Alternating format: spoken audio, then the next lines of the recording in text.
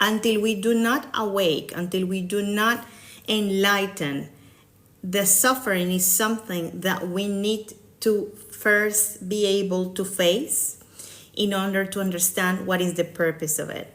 So the suffering comes from the simple fact that we are incarnated souls in this reality, and we forget where we actually come from. We forget our divine origin.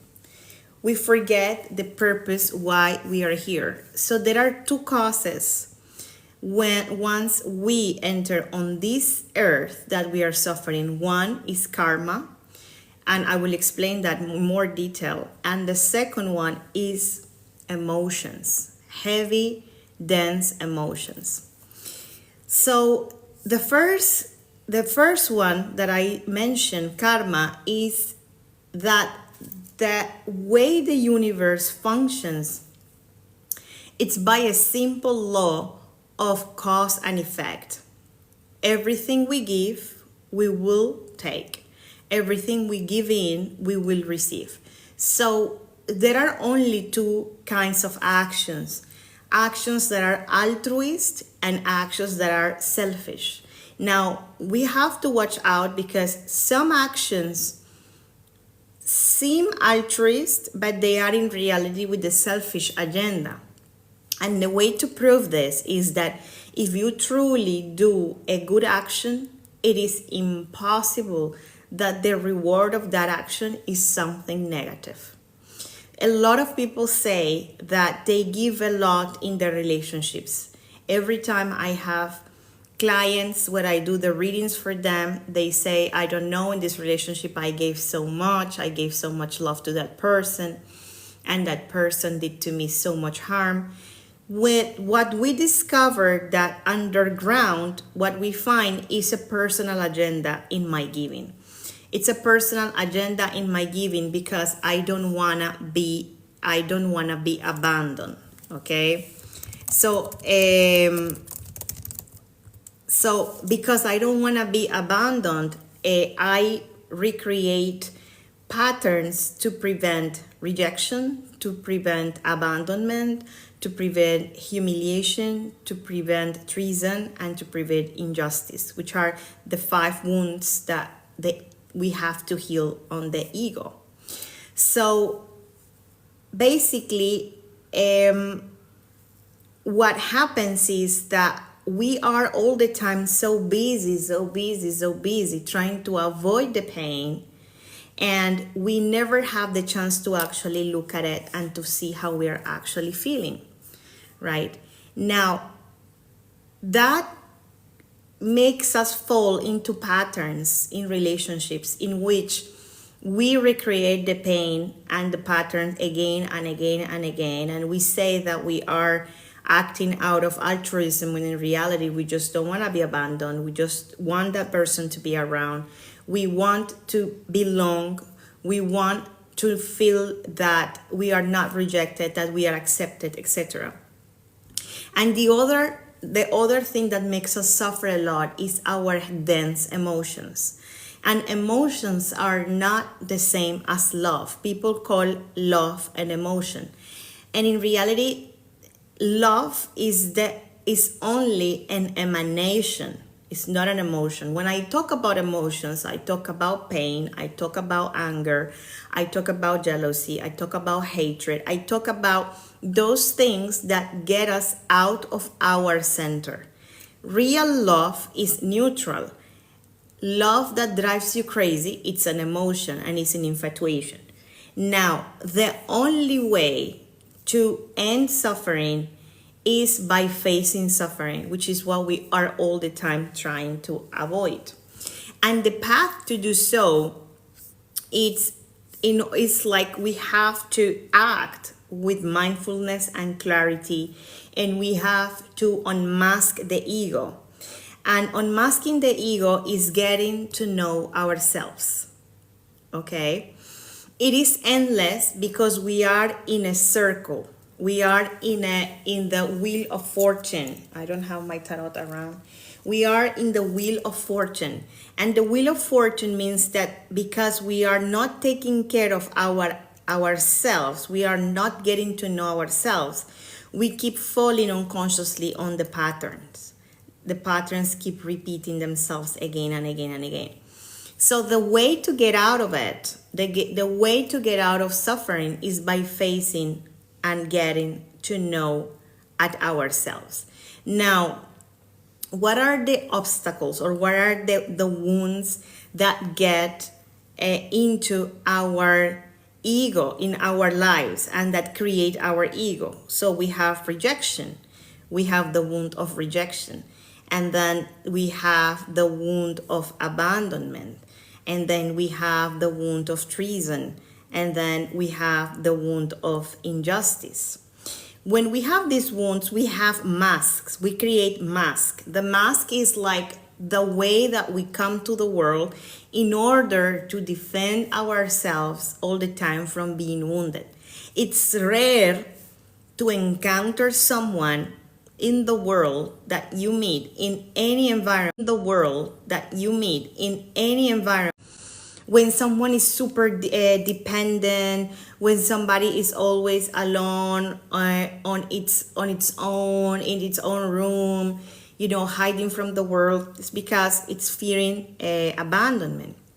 When somebody is super controlling, when somebody is super imposing, super strong, is a person that fears treason. So it's super controlling and denies his emotions. And when somebody is super rigid, super perfectionist, wants to be the best, is a person that has a very strong wound of injustice. So that person behaves really cold. And you will know that because the people have styles of speaking, So when first of all, that we all have all these wounds in a minor or major amount. So basically, the way to know ourselves is by listening to our speech. And when we're all the time saying that is so unfair, life is so unfair, we're probably dealing with the wound of injustice at that given moment. When we want to withdraw, when we don't want to talk to anybody, because we fear rejection, and we also search perfection, and we're always serving, and we're always helping, those people that are always helping others, watch out. Watch out. And then they say, I'm such a good person. I don't know why people abandon me. I don't know why people reject me. There is an agenda there. It's rare to find someone who comes with his true face. When you are defining yourself all the time, when you are defining who you are, when you're talking about boundaries, when you say, I'm like this, I'm like that, you are defining a mask, a personality. Because in reality, we are not good nor bad. We simply are. How many of you consider yourselves a good person? How many of you consider yourself a nice person? How many of you consider yourself a bad person? Thank you, Navid. So we are all the time, lying to ourselves about who we really are, because we aren't good nor bad. We simply are. There are moments where I have good actions and I do good actions, and there are other moments when I do bad actions. So here we have to start speaking about what is the mask. The mask is what I believe I am. So can you, all of you, start describing yourself? Tell me 3 things in the comments that you think about yourself. Don't think a lot. Tell me 3 things that you think about yourself, that you think that, like this is your definition. Like things like, what do you think? Oh, I am fast, I am proactive, I'm smart, I am patient, I'm impatient, I'm strict. How do you define yourself?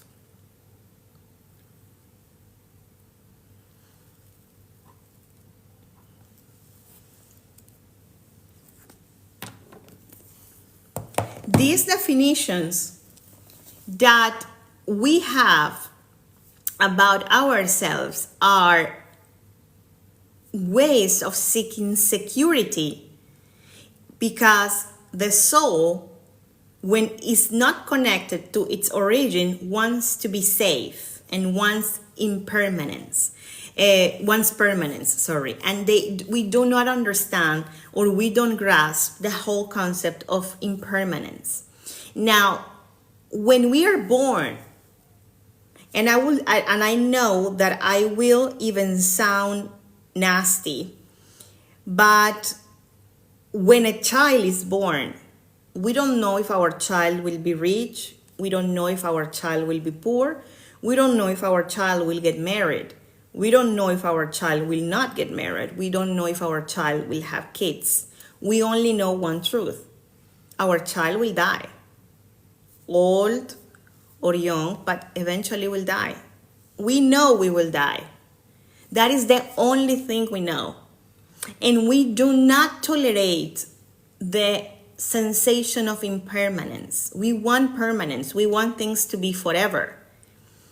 And that is another of the things that makes us suffer a lot, that necessity of permanence. So based on that necessity of permanence, we create a face, we create a mask. So for example, I say, oh, I am a very strong person, I am a very direct person, I speak clear. No, these are my ways of controlling life, of controlling situations in order to get a result from the external world, because I wanna know exactly what's going on. When I do my tarot sessions, and even with you people here on TikTok, when I bring the tarot, what most of you ask about?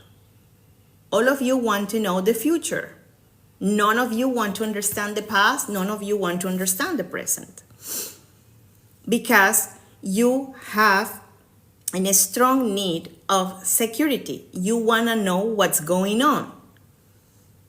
To the extent that there are people who prefer to be lied to than actually hearing that the only way to have a better tomorrow is facing your today and embracing your today.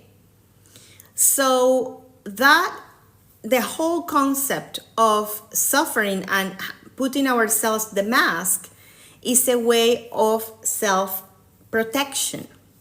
Okay, it's a way of having definitions of who we are. Now, how do we stop suffering? That is the question. We have many wounds. I identified 14. There are many more, but I will talk about the main ones. Okay?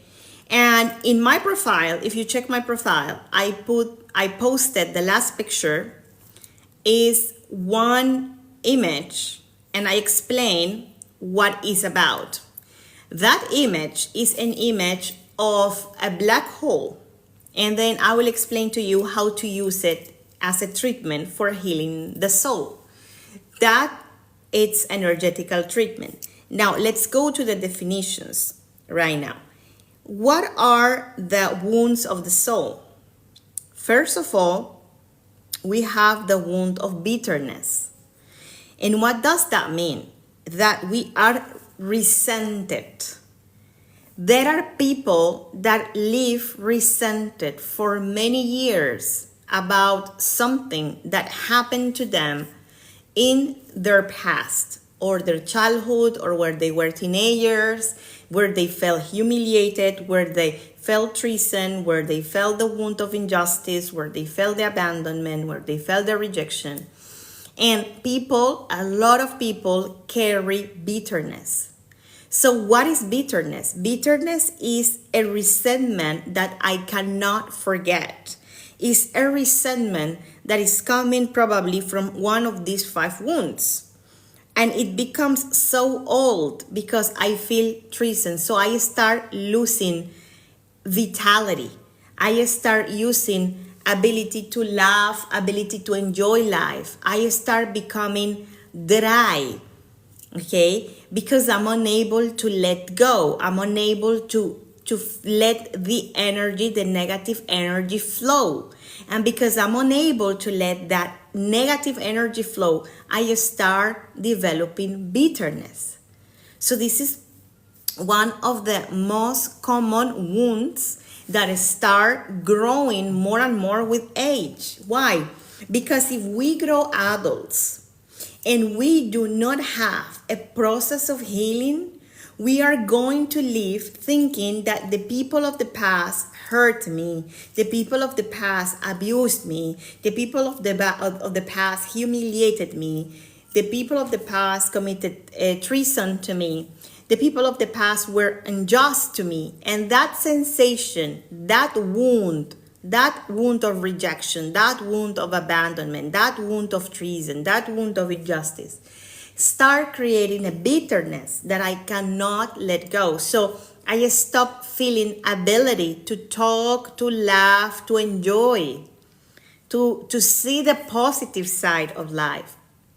And it makes me tired, it makes me old, it makes me feel that my body I have physical impact. Bitterness have a physical impact. It starts drying us, drying the body, drying the joints, okay? The bitterness is absolutely damaging to life because it comes with a lot of other issues. So start thinking of those people of the past that hurted you and you cannot forget that wound. And try to connect how that wound that is old and you haven't been able to forget has created a sensation of bitterness in your life. Because you felt betrayed, because you felt abandoned, because you interpret the actions of the other as rejection, as abandonment. What hurts us is our interpretation. And we are not understanding, still it's difficult for us to understand, that there are 2 things that make me interpret that a person, first of all, the actions of the person are based on his own wounds. And my interpretation of his actions are based in my wounds. So if I have a wound of injustice, I will see injustice outside. If I have a wound of rejection, I will perceive rejection outside. If I have a wound of humiliation, I will perceive humiliation outside. Now, that is one aspect, is my perception. The other aspect of it is the fact that there is karma.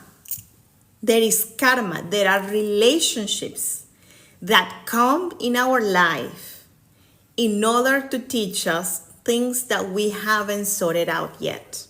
Because either we have pending things with that person from a previous life, or these are pending things that my soul has to learn. So I need the perfect scenario and the person that helps me to leave that situation so that I can connect with the wound in order to heal it. So what I'm trying to say is that many of the relationships we have are in order to teach us. But it's so difficult for us to see that point of view, to see it from that perspective. We feel absolutely hurt, in pain about what we go through, that we become bitter and we are unable to reason in a different way. So the first wound is bitterness. Now make a list of people that you feel that you are bitter about because you can't forget what they did to you. Number 2, the second wound of the soul is anxiety. And what is anxiety? All of the people that come live and they start saying without listening, How's my work? How's my job? How's my job? How's my job? How's my job? How's my relationship? How's my relationship? How's my relationship? People are stressed, that is another of the wound, and anxious. Stress itself is another wound that I will talk about later on. Anxious is a fear, an uncontrollable fear for the future due to the excess of mind. So when I'm constantly anxious about the future, I'm unable to hold myself in the present. And I am worried about the future. Now, when that future becomes true, I get what I want. I don't have time to enjoy my present because I need to be busy thinking of my future, my new future. Okay? So that is super interesting. I am not Japanese. That is super interesting because the fear and the anxiety, it's due to the lack of comprehension of impermanence. We need to understand that life is impermanent. Life is cyclical. Life is not, like standard. Things are not going to maintain themselves forever. Things are going to change constantly. And in that constant change, we have to adapt to impermanence. So how do we do that? I think I have, let's see if I get it from the Oracle, the card of fortune. We have a card which is called the card of fortune. And the card of fortune is a tough card in a way, because what it's basically telling us is the situation that you are asking about is actually in the hands of God. It's in the hands of destiny. And there is something that we hate, and it's something that is outside our capacity and our management. We want to have control on everything. So this is the fortune. And the fortune, basically what it does, it's like it like goes around and you don't know which direction it will go to, and you don't know when it will stop. So anxiety is what someone said at the beginning. It is so tiring. Life is so tiring because you are all the time running here. Like a rat, like the rat of laboratory running inside this thing. Like you're in a treadmill. You're in a treadmill, but you're not going to reach anywhere. You're not going to get anywhere. So anxiety is another of the wounds of the soul. And so what is the solution? Accepting impermanence. And accepting impermanence is the most common thing we hear is the word let go. But we don't know how to let go. Because we want to keep control. Because not keeping control is in a way or another connecting to death. And we want to survive. We want to live.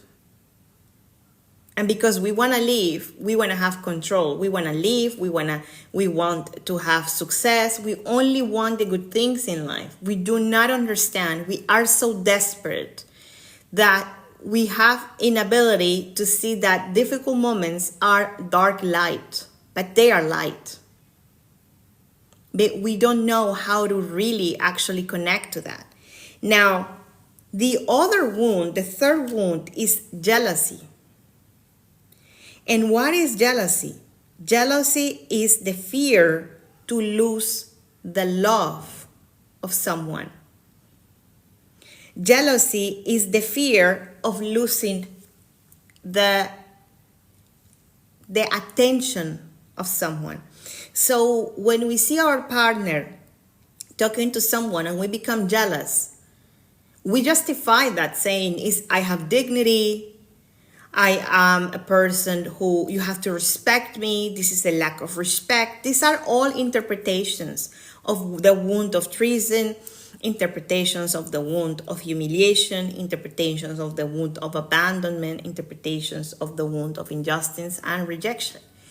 Jealousy is because we have such a wound of abandonment that we want to control that the person that we have next to us stay. And there are people that are capable of staying in relationships that they aren't happy, but they are just so unable to move on because they want to maintain themselves in that situation. Now, we have done three wounds. Now, let's work with the oracle. Okay, for these three wounds, the wound of bitterness, the wound of anxiety, and the wound of jealousy. So, think of a person or think of bitterness. Let's go with the first one. Situation that created bitterness in your heart. Or a person, if you don't feel that you're a bitter person, think of a bitter person. Think of a person which is always cranky in your life, always upset, always in a bad mood. And let's ask, if it's you, then use yourself. What is the bitterness of that person want to teach you? Or what is your own bitterness trying to show you? Okay? What is that bitterness trying to show you?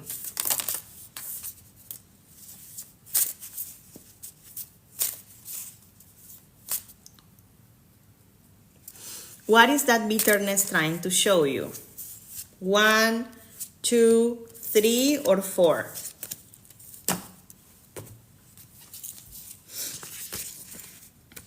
One, 2, 3, or 4?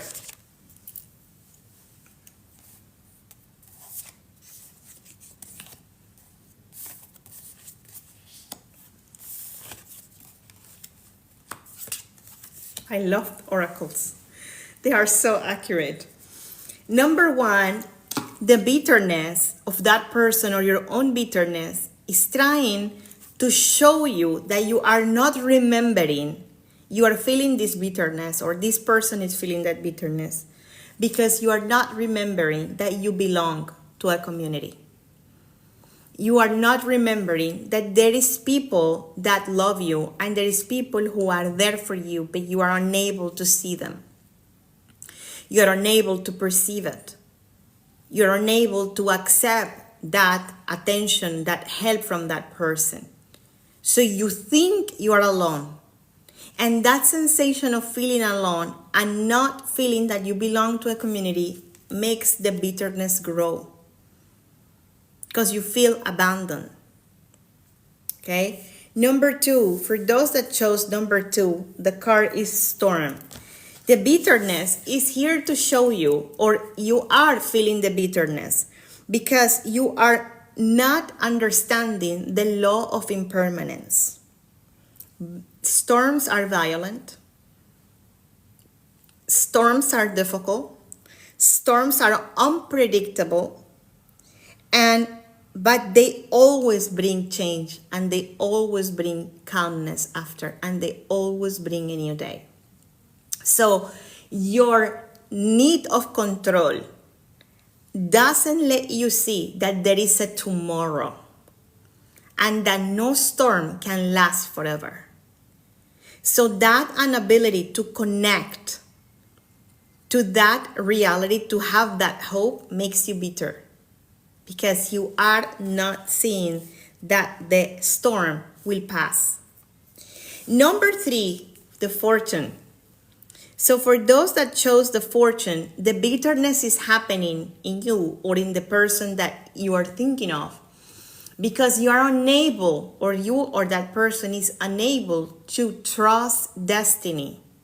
And because there are situations that you do not want to stop and that you want to keep repeating and repeating and repeating the pattern. So because you keep repeating and repeating the pattern, you don't want to get out of that situation. So you are causing your own bitterness due to your lack of trust in the universe. And number 4, trust. You don't trust. You don't trust others. You feel that you're alone. You think that you gotta do everything on your own, and that causes bitterness because you are carrying a lot of burden on you because you are not trusting life, you are not trusting God, you're not trusting those around you, you're not trusting your environment. You think that you are alone. Okay, the same as the first card. So it was quite accurate. Now let's now talk about the second one, the anxiety. So let's ask about anxiety. What is your anxiety trying to teach you? Okay, what is your anxiety trying to teach you? Okay, if you are thinking constantly of the future, if you are worried, you cannot sleep thinking and overthinking, you are suffering from the wound of anxiety. Okay, for those that are worried about treason, about rejection, about abandonment, okay, fear of the future, we are talking here about a wound of anxiety. So what is your anxiety trying to teach you? Okay, so let's get 4 cards, okay?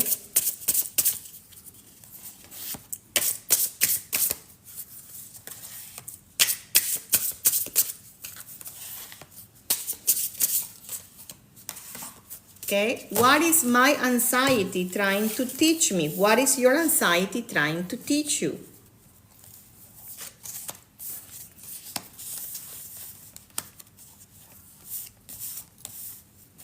Your anxiety is not letting you see that you are in tune with love, with divine love, with the love of others. Your anxiety is not letting you see that when you are in tune, it's because life the energy bring to people or more people together. So you are constantly fearing. And because you are fearing, you cannot see that you are connected to life and that everything happens in a perfect manner. For those that are super anxious, the card is Mother. You are anxious because you are unable to have patience that in this moment you're nurturing a new life. You are nurturing a new project. You are nurturing a new future. But that project, that future needs time to flourish.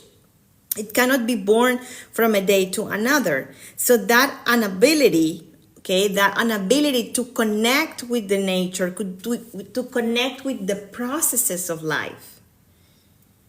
Now, I want you to ask yourself, think of what you have today. And think if what you have today is something you dreamt of yesterday. Because if what you have today is something you dreamt of yesterday, why are you unable to enjoy your construction? While you dream of a future, but enjoying what you already got. Because there is something that you already got today, that it was your dream yesterday. But you don't seem to enjoy it. People don't seem to enjoy it. Number 3, most of the people got number 3, the card of planting seeds. You are anxious because it's similar to this card. You do not see that what you want to see manifested is in a process of planting. You plant a seed and you don't get a tree next day. You plant a seed and then you water it, you nurture it, and you take time for it to grow. So the anxiety is coming from your lack of patience. And your lack of patience is coming from the need of control and the fear of missing out. Number 4, your anxiety is not letting you understand and is not letting you see that you are in company of many other people, that you have supporting energies around you that are there spiritually to support you. You don't see that energy. You feel that you are alone. Now, let's talk about jealousy. Jealousy, yes. Jealousy from the perspective of feeling jealous of losing the person that you have. Or jealous of your friends when you are afraid that your friend makes a new friend. or that your partner talks to someone. Okay, what is the jealousy trying to show you? Okay, so let's get 4 cards. Why? Because these wounds, we all have them. So 1, 2, 3, 4. Okay, you can choose 1, 2, 3, or 4. What is the jealousy that you feel in your heart? Your fear of losing that partner, what is trying to show you? 1, 2, 3, or 4.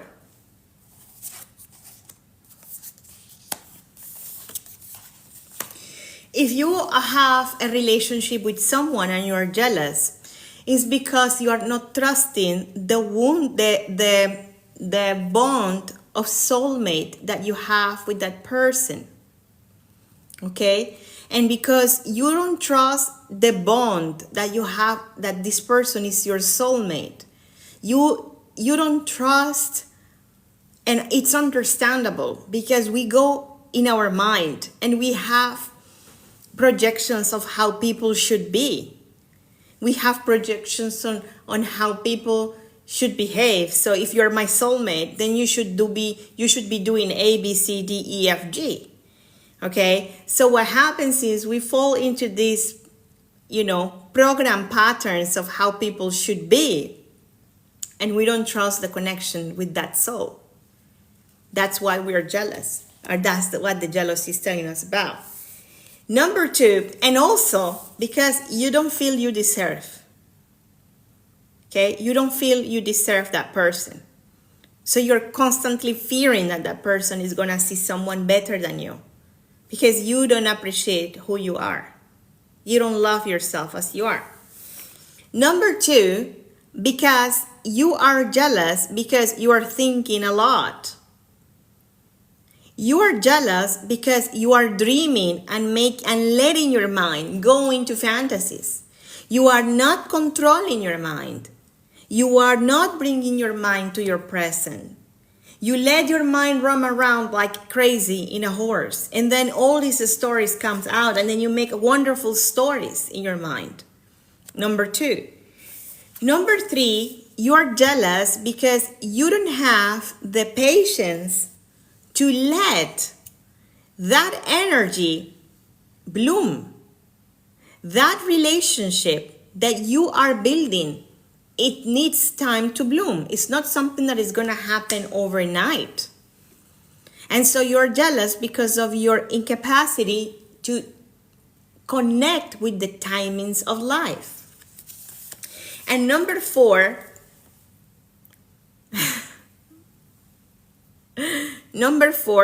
you don't trust that this person, this woman or this man is your soulmate.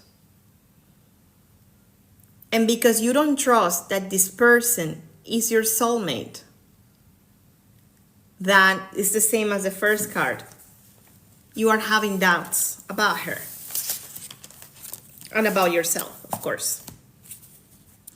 Now, let's continue with the 4th wound. The 4th wound is hatred. Okay? And what is hatred? Hatred is resentment, is a feeling that something is disgusting. It's having, or sometimes come from the envy. If I feel envy for somebody, it turns into hatred. Okay? It's hatred happens because maybe I have a necessity of attention that other person is either not giving me, or that person is getting the attention that I want. Okay? Hatred is coming also implanted by families. The families, in the family trees, in cultures, they tell us to hate people from a different political party.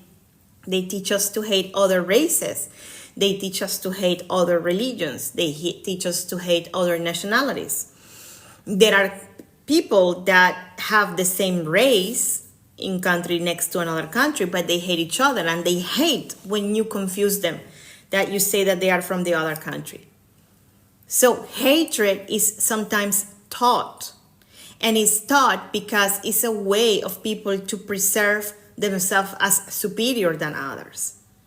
Hatred destroys families. Hatred destroys countries. Hatred destroys. The problem in countries where there is violence is because there is an amount of collective hatred that starts by summing all the hatred that each person has in their heart. So check countries where there are violence happening and listen to expressions of people. I hate the traffic. I hate the weather. I hate that city. I hate that religion. I hate those people. I hate this food. I hate that. I hate that. That hatred, together with the hatred of the neighbor, together with the hatred of the other neighbor, together with the hatred of the family, together with the hatred of the community and society, turn places into violent places. People, wars do not happen on their own. Wars do not happen. People are so peaceful praying, and the wars are happening. The wars are coming because the people that are in war are hating each other and are hating within themselves. Okay, this is a reality, and I'm saying this with knowledge of what I'm saying because I come from Colombia, and in Colombia we had years of war. But years of war. And every Colombian person had a lot of hatred in their heart. Hatred about those that were communists, hatred about those that were from right, hatred about that political party, hatred about the guerrilla, hatred about the paramilitaries, hatred about the government, hatred. Hatred that is passed from families, from parents to kids. And we think and we teach them that they should hate. And as long as we teach our children that they should hate, we will never have peace. Because it's a disease. Hatred is a disease.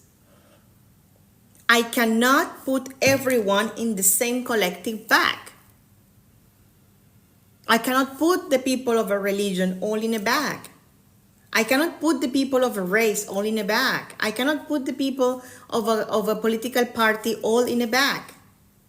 I cannot put the people of a country all in a bag. I need to start realizing that every person is different and it deserves to be known for whom he is. So watch out hatred. It's one of the wounds of the soul. Another one, and this is very tricky because this one, people think it's rude to have it. And it's called guilt. How many of you say, I feel guilty that I didn't call my mom. I feel guilty that I didn't call my uncle. I feel guilty I didn't go to her party. I feel guilty that I didn't answer her message. I feel guilty that I didn't respond to the WhatsApp. I feel guilty that she is not guilt.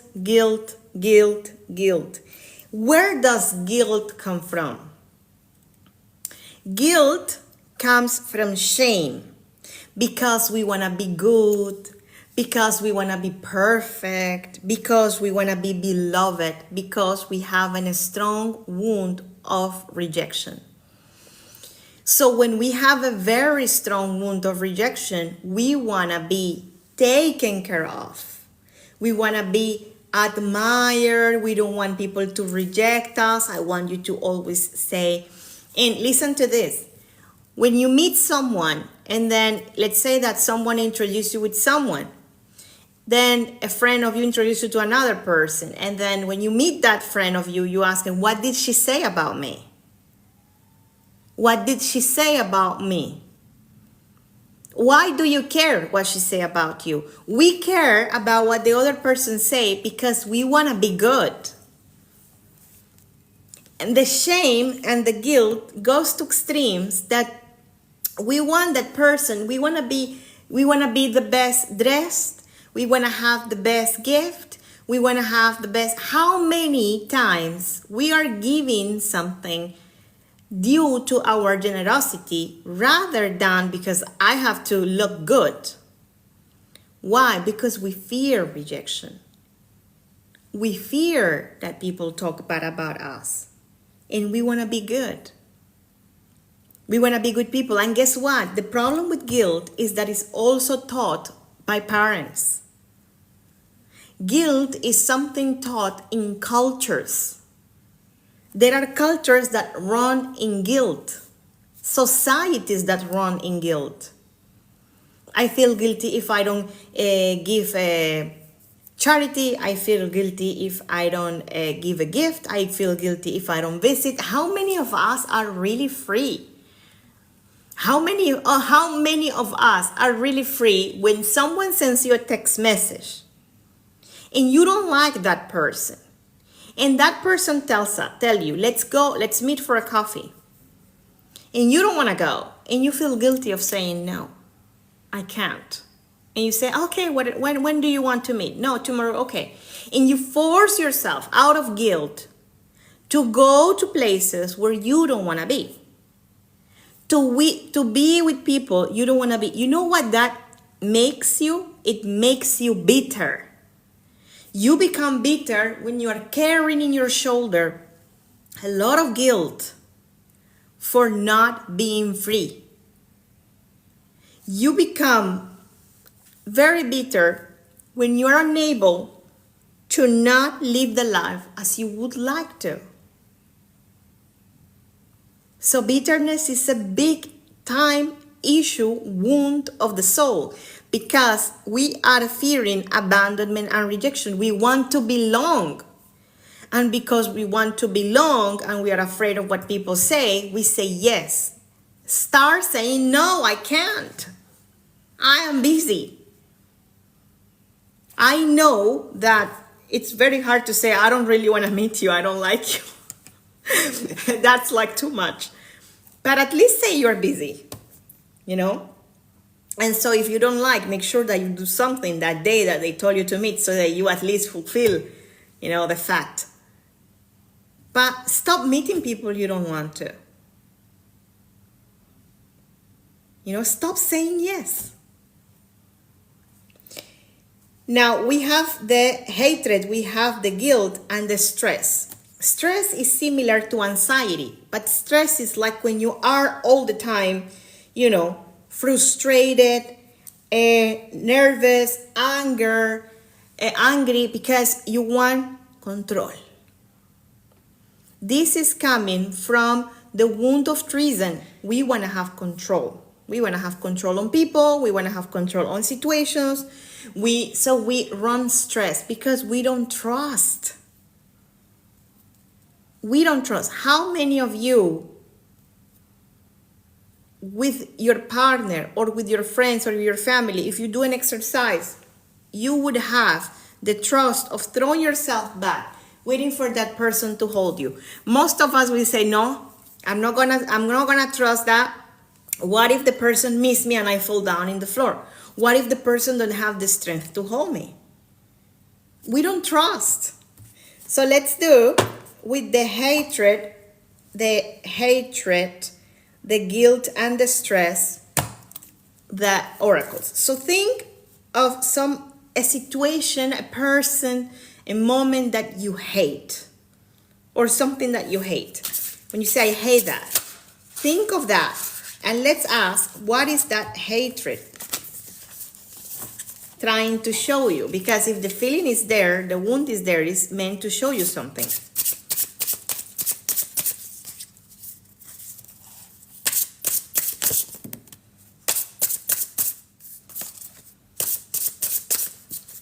Okay, 1, 2, 3, or 4.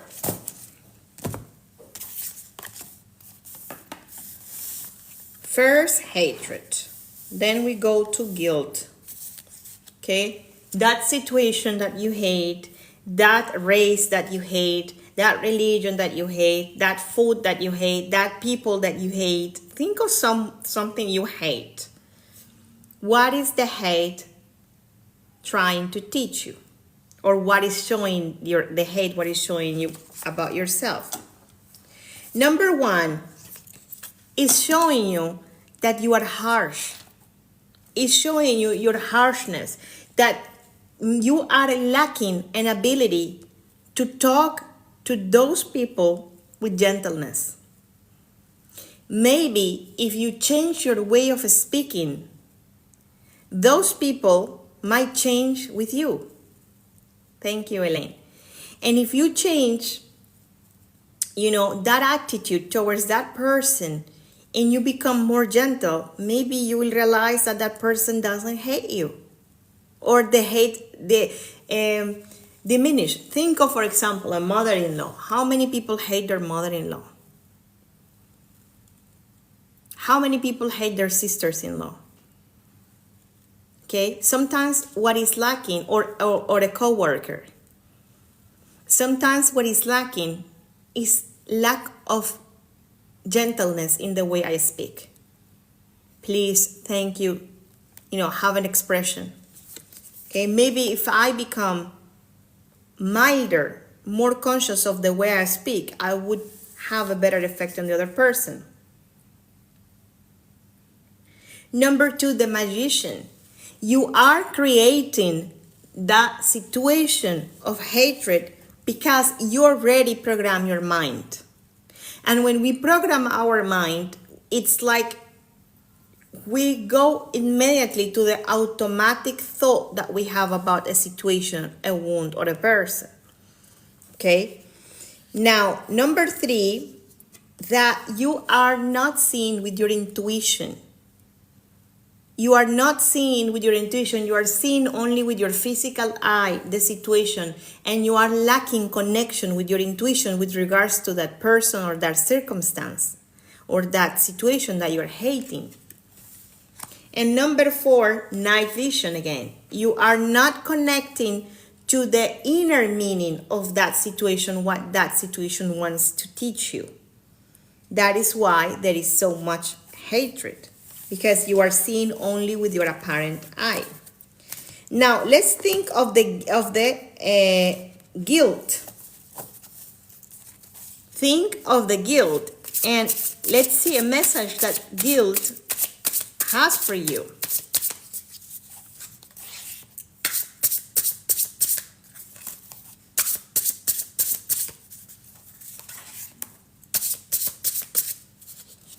One, two, three, or 4.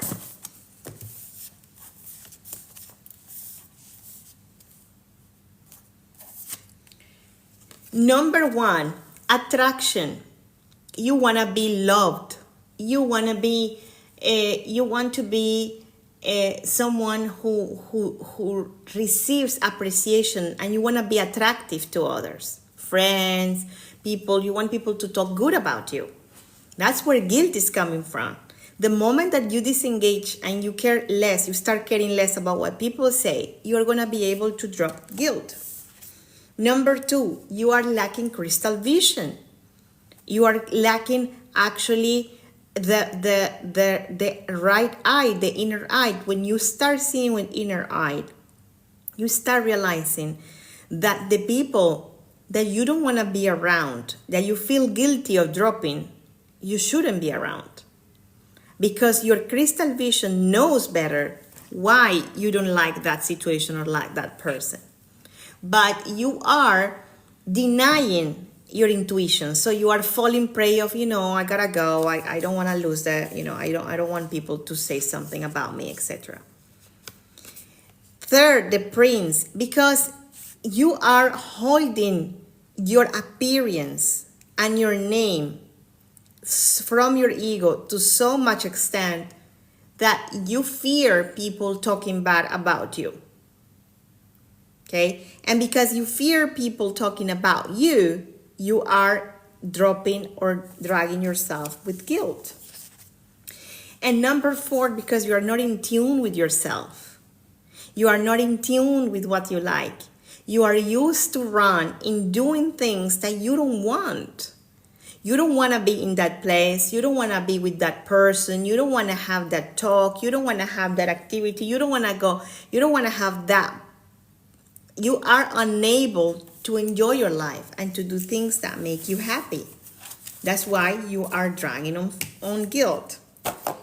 And number 3, stress. stress. What is the stress coming to teach you? Okay, 1, 2, 3, or 4.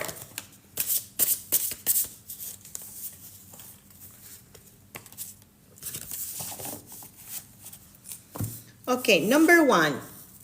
You are not following the spiritual guidance. You are being spiritually guided, but you are ignoring those signals. That's why you're stressed, because you think you have to do it on your own. You have to run on that energy on your own. Number 2, because you are lacking retreat. You need to rest, and you are not listening to your body that you need to rest.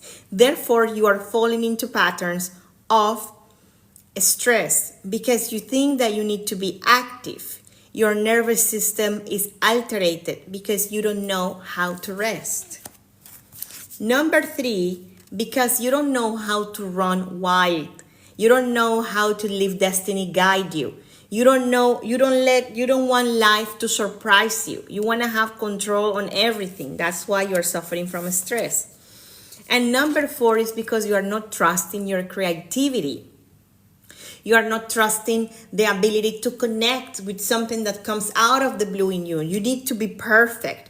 You need to be rigid in your style. And that rigidity, in that perfectionism, is creating stress in your life because you don't trust your creativity. Okay?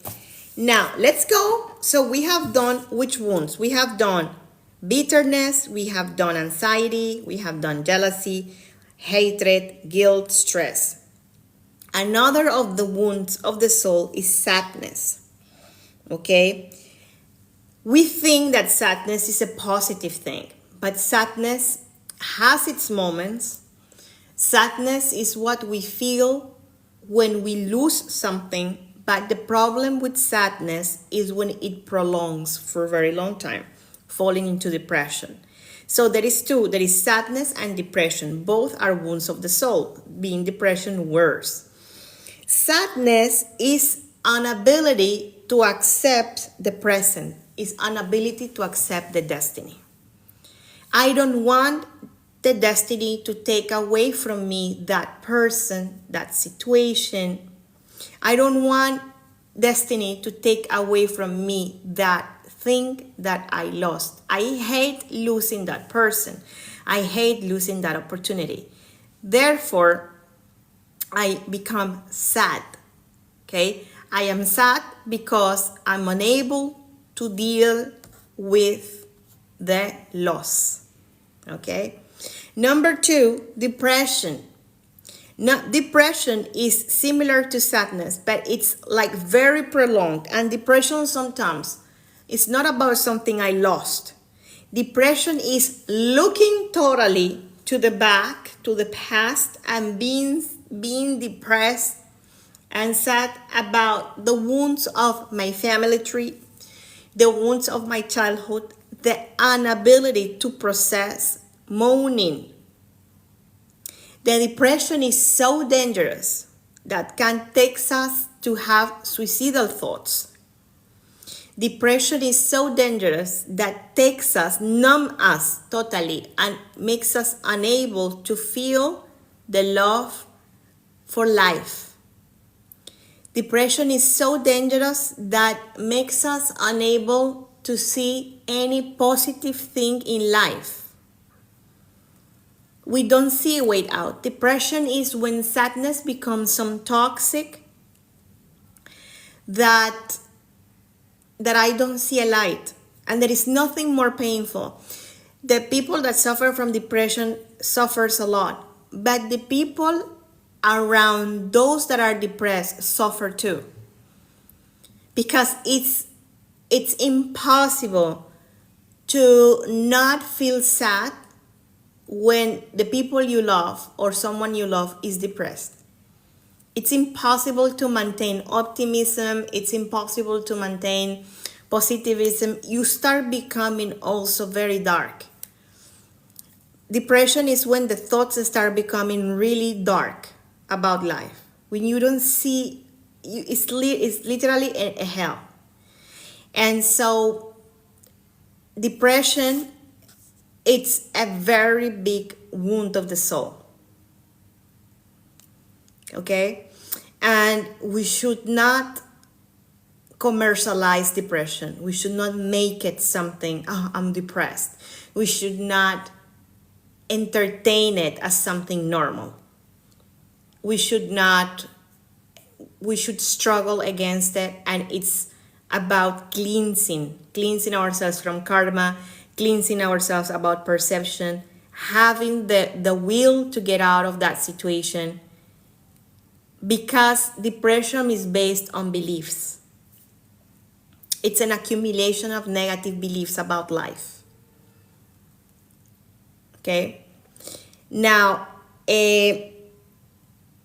envy. Envy is another of the wounds. Envy is another of the wounds. The wounds for envy, it's very, very, very strong, because envy comes from wanting to be perfect. Envy comes from wanting to be recognized. It's very similar to guilt. Envy comes from being abandoned. And because we were abandoned once upon a time, then we feel the wound of treason and injustice so strong that we want to be perfect. And we start competing with others. Okay? We start competing with others because we don't want them to be better than us. Because being the best is what maintains me as the center of attention of the people or the love that I lost. So envy is super harmful. Envy doesn't let us be with ourselves. Envy doesn't let us think straight. Envy doesn't let us appreciate life. Envy doesn't let us appreciate others. We start just simply competing. So there is this sensation of not being adequate. So I need to be perfect. I need to look perfect. I need to have a perfect life, a perfect husband, a perfect Instagram, a perfect social media, a perfect TikTok. I need to look like someone amazing. I need to look like someone happy. I need to look like someone perfect. So when someone looks better than me, I just can't take it. That is envy. Envy is being in a constant rush of competition with the world. That is absolutely, you are absolutely unable to get out of it. Now we have sadness, depression, envy. And then let's do the last one, and then we do the oracle for these wounds. Attachment to limiting beliefs. What is limiting beliefs? You remember the exercise for you that were present, that we did the cutting with the sword of the limiting beliefs? The limiting beliefs are similar. They are coming from the family tree, and they are just beliefs that we inherit from the family. So there are limiting beliefs inherited from the mother. One exercise to do is to cut them, to do this movement with our hands, to cut them. I cut all limiting beliefs coming from my feminine lineage. I cut all the limiting beliefs from my feminine lineage. Okay? And then there are limiting beliefs coming from the masculine lineage. From the feminine lineage, limiting beliefs can be that love is so difficult, that love is make you suffer, that men are bad, that men, for women, that men are all cheaters, that men are all blah, blah, blah. Limiting beliefs with regards coming from the lineage of masculine lineage is like, life is very hard, you have to work really hard to get something, life is so difficult, money doesn't fall out of trees, you have to struggle, you have to suffer in life in order to get something. Women are annoying, women are dramatic, women are neurotic, women are crazy. All these things that we constantly repeat are limiting beliefs. Limiting beliefs of past lives makes us have a wounds that we bring from past lives, makes us have our conception about life and about people and about relationships, about love and about ourselves. Limiting beliefs coming from our own ego, our own mask. If I am trying to be rigid, if I'm a person who is constantly trying to be perfect, to maintain a face of coldness, to maintain a rigidity, this is a limiting belief. If I live in denial and I'm so controlling and I want to show myself as the best person in the world, it's a limiting belief. If I am in a wound of masochism and if not searching freedom and submitted to others, it's a limiting belief. So when we suffer from codependency, we think if with that person, without my partner, I die. These are limiting beliefs. So limiting beliefs are a very big wound of the soul because they don't let us evolve. Now let's do an oracle card for the limiting beliefs. Okay, so what are the limiting beliefs? For all the ones that we mentioned. So let's just start with sadness, which is not accepting the present destiny. Think of a situation that makes you sad and ask about it. Thank you, Mother. Think of a situation that is making you sad at the moment, and let's see what message is bringing for you your soul about that sad moment. 1,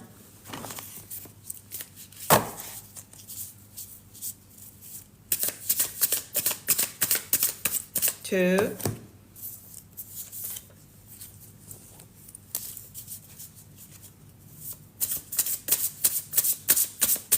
3. Okay, let's choose a card, 1, 2, or 3.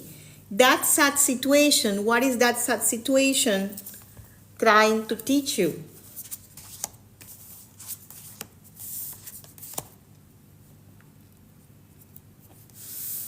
The sadness, number 1, is being accumulated, and you need to start speaking the truth. Speak the truth about that situation that is making you sad. When you speak the truth, you're going to clear yourself. Your chakra will clear and darkness will come out. Sadness accumulates sometimes in this region from the 5th chakra to the 4th chakra. This area becomes blocked.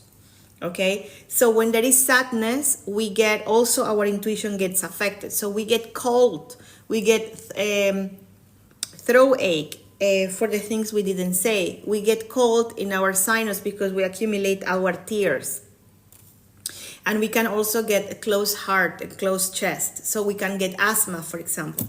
So the sadness that is inside you is telling you, speak the truth. When you speak the truth, that sadness will start clearing. Number 2, you are not seeing that the world is yours. You paint your world. You are sad because you are maintaining belief systems that are keeping you attached to the sadness. But you can't change it when you change your mindset. And number 3, you are not accepting success. Success happens as it happens. Success is something that there is a good fortune that the good actions will bring to you. But you are only focusing on the obstacles, not on the success that is gonna come once you overcome this situation. Think of someone who is depressed. If you are the depressed, then yourself. Think of a person or a situation that is depressed. And let's get a card for what that situation or that person wants to teach you. 1, 2, and 3. Choose one card, 1, 2, or 3.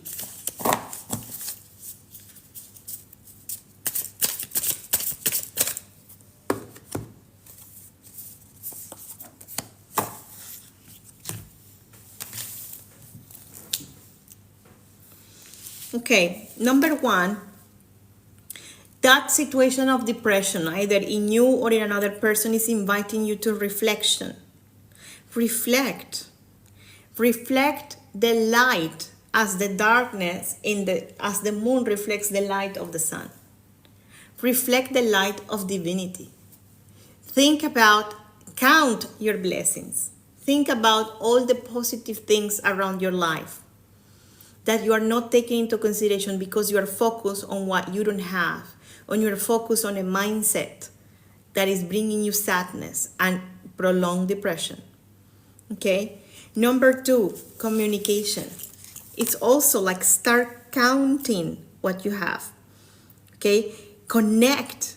You are depressed because you are lacking connection with others, because you are losing touch with others, because you're only focused on what, like in being alone and withdrawing yourself from the world. And that loneliness is creating a depression. But then when you're in touch with people, then you just want to maintain the image of depression. So no, I gotta go back on my own. But if you connect with people, you're gonna feel much better. And number 3, crystal vision. You are lacking, or the person that is depressed is lacking intuition, is lacking connection to the inner side, is lacking connection with the subconscious world, is lacking connection with his psychic abilities. The psychic abilities are being stuck, are being numb, the third eye is sleeping, so it's creating unbalances. The third, by the way, the third eye close, this third eye close creates situations of bipolarity, when a person is happy and then sad, happy and sad, happy and sad, and they suffer from depression, but they also have like bipolar attitude, is because their intuition is closed. So an energetical cleansing will help a lot. And actually towards the end, those who want to participate, I'm gonna do an energetical cleansing for all of us. Now, let's check envy, okay? That person or that situation that is creating you envy in your heart, what does it come to teach you? Number 1, number 2, and number 3. Okay, number 1, number 2, and number 3. So those that chose number 1, that person might be your sister, your spiritual sister, your friend, or your real sister. You're competing with an energy that instead, if you get out of the competition mode, maybe you can have a supportive energy. But you are not letting that person support you, rather you are in an energy of competition. That also indicates, if that person is not your friend and the envy is mutual, you are not realizing that you and her are at the same level. Either you see that she's better than you, or you fear that she becomes better than you, instead of focusing that the attitude should be equal. You are friends, or you are equal. You have no hierarchy between you and her. Okay. Number 2, those that chose number 2, maybe you are making stories in your mind about the reasons why you think that she is better and you are jealous of her. Maybe her life or his life is not as perfect as you pretend or as you think. You are assuming, and because you are assuming, you are suffering of envy. But in reality, maybe if you talk to the person and you realize that the person is a normal person, that envy will go away. And number 3, that people that you are jealous of is because they have something that is called, or this energy is teaching you persistence. Anything you want to achieve in life. Let's say that this applies a lot for people who feel jealous of the success of others at work. Well, have persistence. If you are persistent with your work, if you are persistent with your activities, if you are persistent with your actions, you will succeed as well. It's a matter of persistence. Okay? Now, how about limiting beliefs? Let's get a card for our limiting beliefs. 1, 2, 3. Choose one card, 1, 2, or 3, about limiting beliefs. 1, 2, or 3. Okay, limiting beliefs, number 1, they are let go of those beliefs that are not supporting you anymore. Let go of those limiting beliefs about political parties, about hatred for people of other races, about hatred of people of other religion, about hatred about people of other countries, about a country, about nationalities, about views in life, about football, please. There are people who hate the players and the other teams. It's time to die to that. It's time to let go of that. We can't continue hating people for supporting another football team. This is ridiculous. Number 2, instead of, like having these limiting beliefs, connect to the protecting love. Protect your children. Be a protective energy that protects their mind, or those that are minor, or those that are below you, or those that are under your care. Stop transmitting this energy of hatred. Be a protector. A protector, when you're a protector of a child, you're a protector of his mind as well. And number 3, the limiting beliefs that you gotta let go. It's about you developing resilience. When you let go those limiting beliefs that you have about yourself, that you're not good enough, that you can do that, you're gonna develop resilience. You are capable, more than what you imagine. You can do much more. I know what it feels to feel that you can't do it anymore. There are moments where we are so tired that we feel we want to die.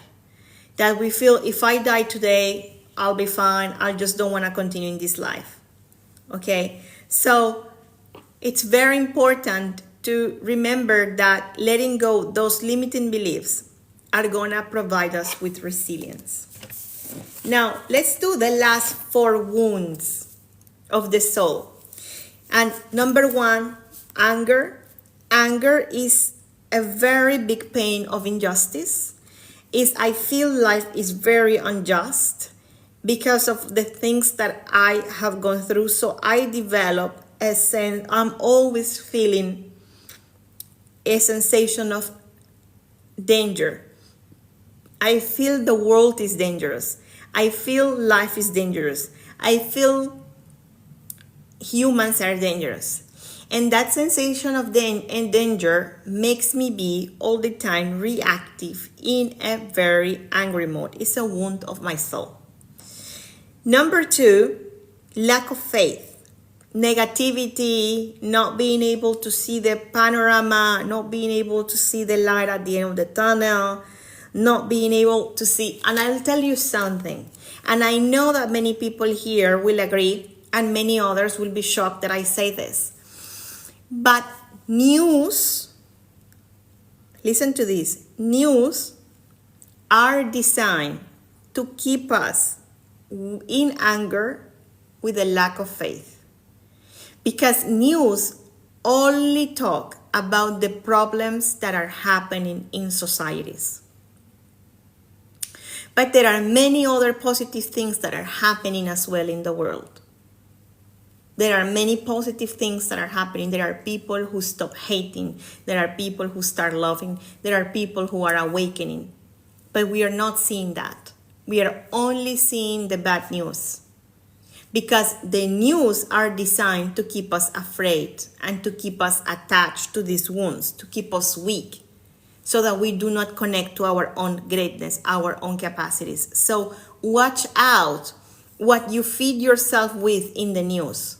Be very careful, because it might be that you are buying a lot of things that are making you lose faith in life and lose trust in something bigger, therefore disconnecting from the divinity. Another of the wounds of the soul is procrastination. You know what procrastination is? When we delay what we gotta do. I gotta organize my closet, I procrastinate. I gotta do that call, I procrastinate. I gotta do that job, I procrastinate. I gotta update my CV. I procrastinate. Why? Because there is a neurosis of failure. There is such a fear of failure that I prefer, and so much fear to judgment, that I prefer to procrastinate rather than do what I have to do and then living a dream. And the last wound that I pointed is pride, but actually it's more than pride, it's arrogance. Arrogance, it's very surprising because arrogance is actually the protection of a very weak ego. Arrogance is a mechanism of compensation of dressing myself as someone bigger than you, when in reality I feel smaller. So people that are arrogant in reality feel very small, and they need to protect themselves with this image of greatness. So think of anger, and let's see what anger is trying to teach you. 1, 2, 3.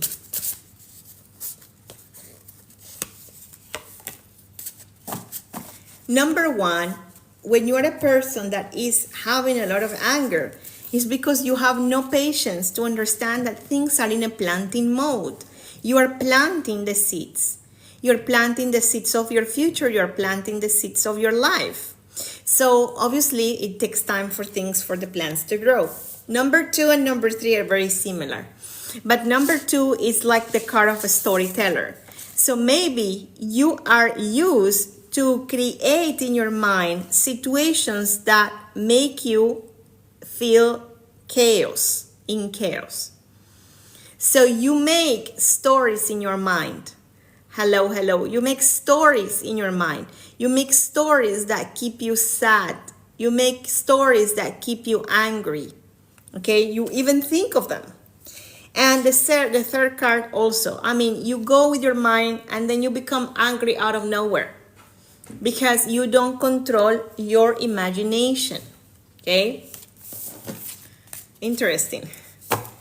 Okay, lack of faith. What is lack of faith teaching you? 1, 2, and 3. 1, 2, and 3. Okay. The lack of faith is telling you that you don't trust the life journey. You don't trust that the life is a journey that takes you from different stages. You're never going to be in the same position. You're always going to change positions, but you're only focusing on what you don't have right now because you're not enjoying the journey. Lack of faith, for those that chose number 2, is that you are building resilience. But in the building of resilience, of course, resilience is built through tough times.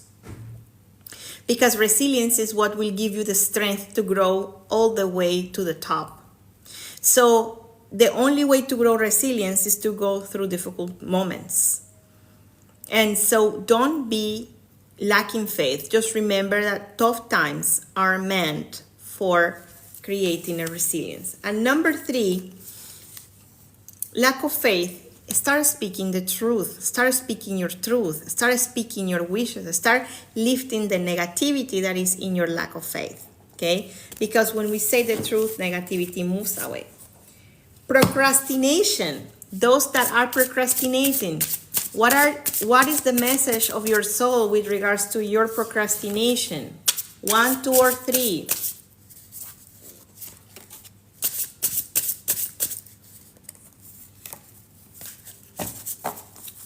Number 1, the storm. Situations sometimes are hard. You gotta cross them. You gotta face the storm, because you need to believe in the promise that nature gives you, the example that after the storm is the calm moment. There is always a calm moment after the storm. So trust that. Stop procrastinating, because you are prolonging, when you procrastinate, the crossing of the storm. You are prolonging the pain and the anxiety. Number 2, winter. Procrastination. You are procrastinating because you are avoiding the loss of things that are not anymore there for you. There are things that are not anymore for you, and you are not letting go. And number 3, because you want to be perfect so much, instead of enjoying life as a child, instead of playing, instead of enjoying your moment, instead of enjoying your creation, you want to be like an adult, okay? Like an old, rigid adult. So that's why you procrastinate, because you want to be perfect, okay? And let's go now with the arrogance, the last one. What does arrogance want to teach you? So we have number 1, number 2, number 3. Okay, choose one card, 1, 2, or 3.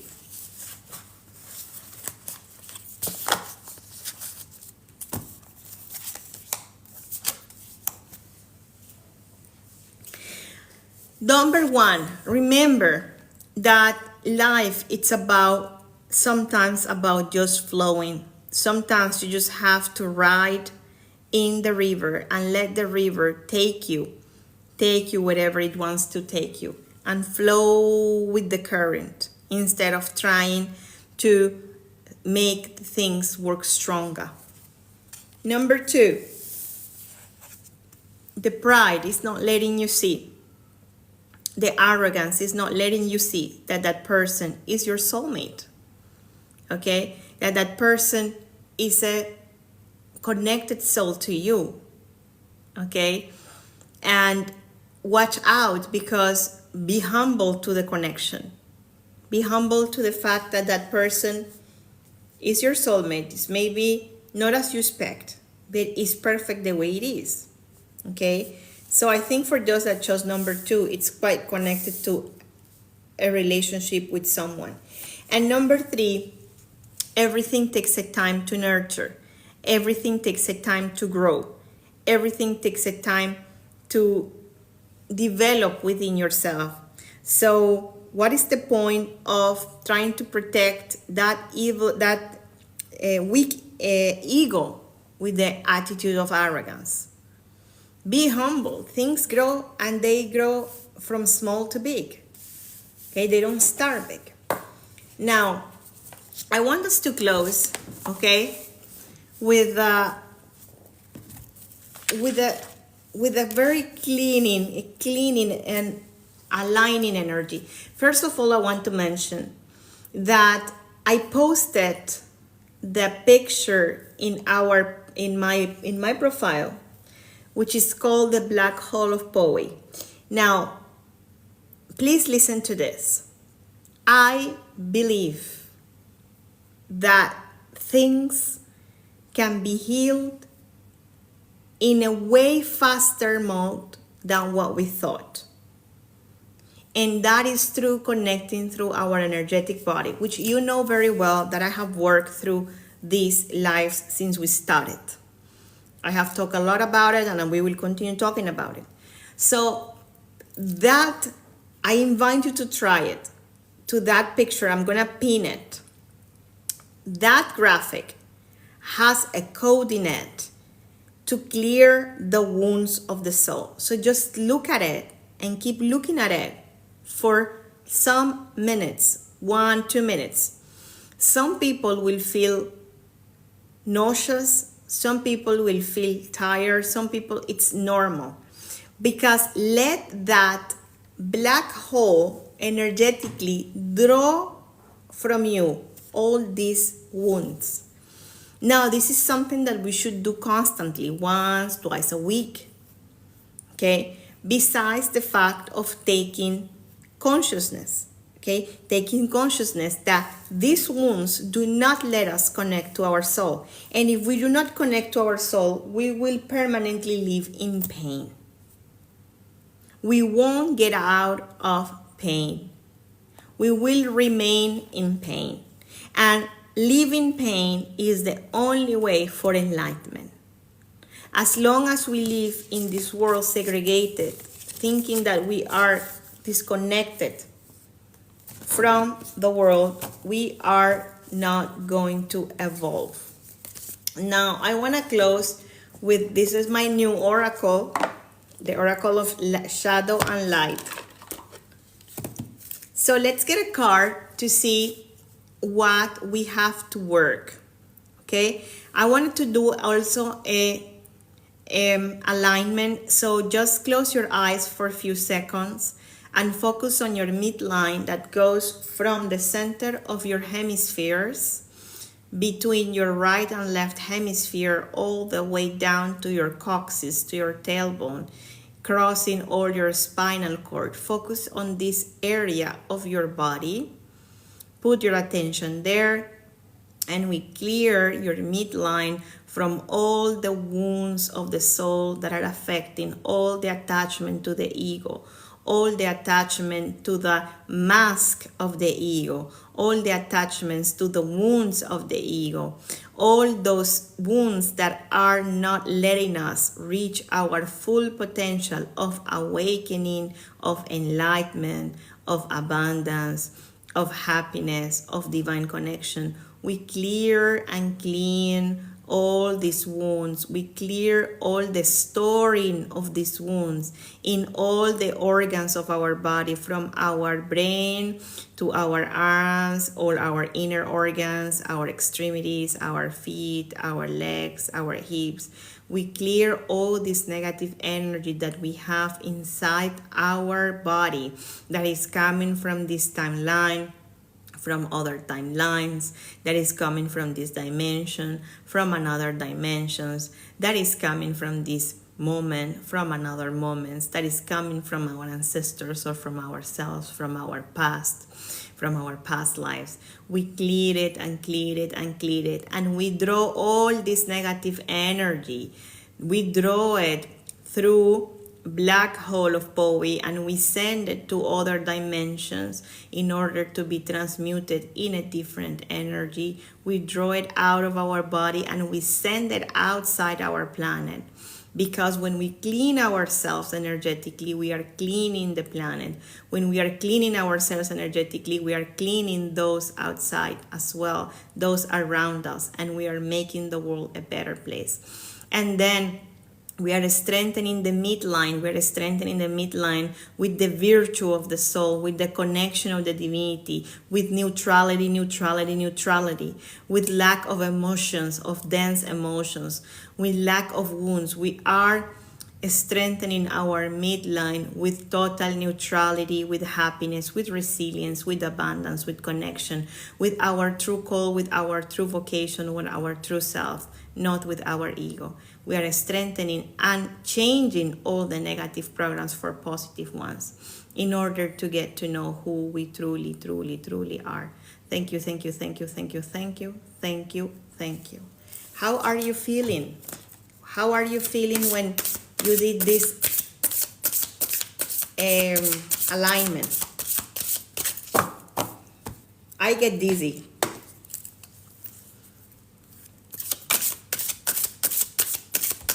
Okay, let's get 3 cards and then choose 1 card. What is that? What is belching? I don't know the meaning of that. 2, 3.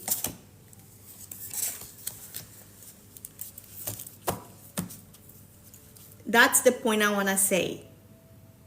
You can decide if you want to go for 100 years of therapy. Trust me and buy me in this. Energetically are like a lot. Okay. So you know what that means? That is clearing. That are some symptoms of clearing the energy. Number 1, that what you say, belching, the yawning,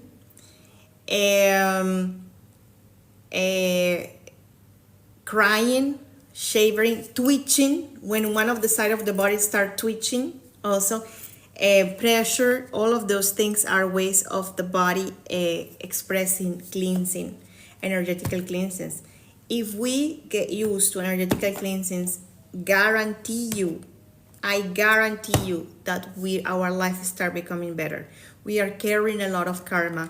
We are carrying a lot of negativity, and the way to clear it is through energetical cleanses. I sign for this. I do this work. I have seen the change in people, in clients, in customers. I have seen it in myself. I have seen my own change, because we are so used, the ego wants us to think that you don't have to do anything, that the only thing that is very hard to change, that it's very hard to change life. No, it's not hard.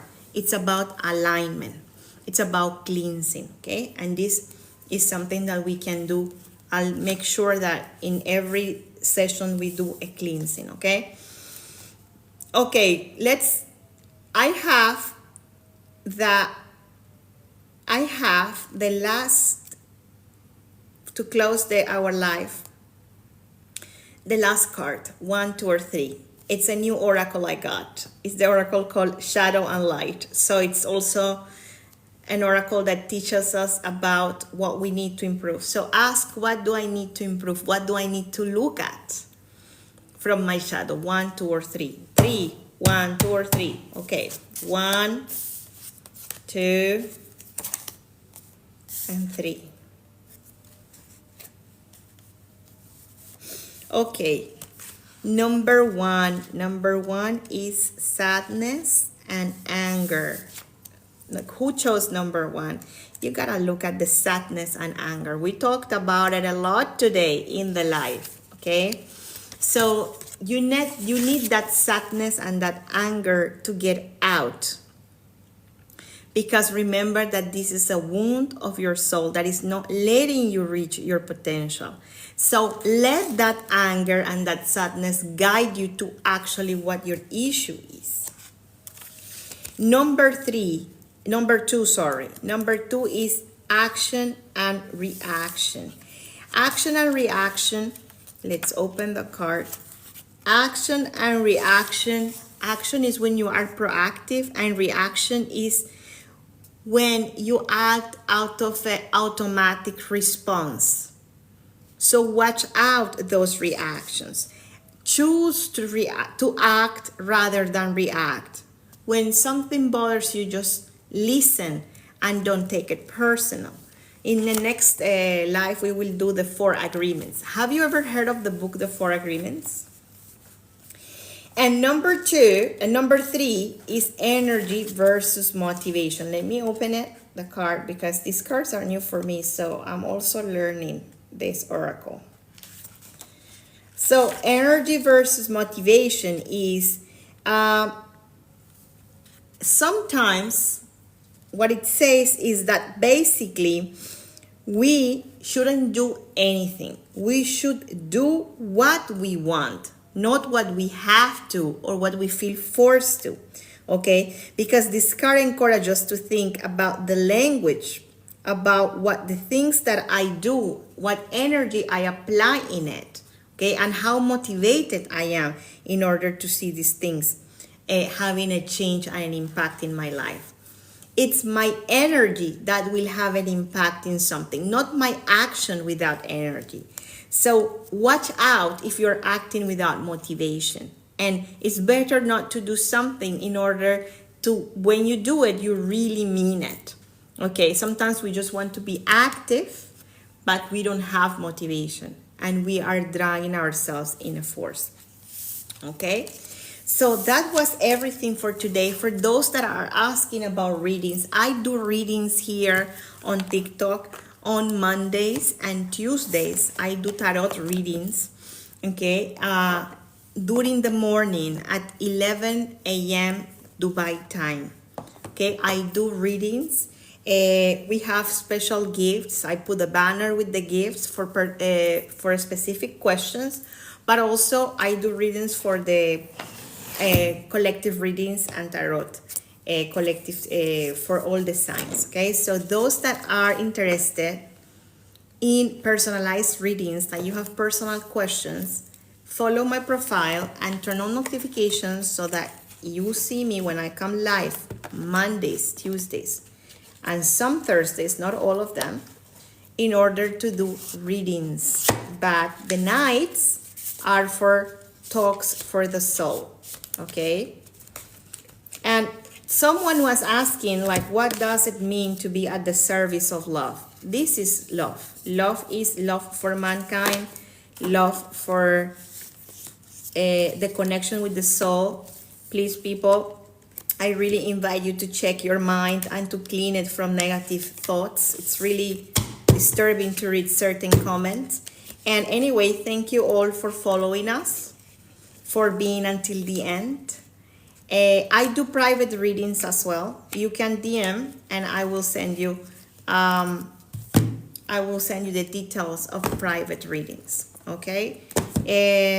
Thank you very much and have a great night. Goodbye.